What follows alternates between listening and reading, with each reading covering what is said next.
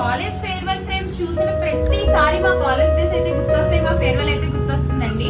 మరి మీకు కూడా మీ ఫేర్వెల్ మీ కాలేజ్ డేస్ గుర్తొచ్చినట్టయితే మీరు ఎప్పుడు ఫేర్వెల్ సెలబ్రేట్ చేసుకున్నారు మీరైతే కమెంట్ చేసేయండి. ఇవైతే ఆంధ్ర యూనివర్సిటీ నుంచి ఫార్మర్ స్టూడెంట్స్ అన్నమాట.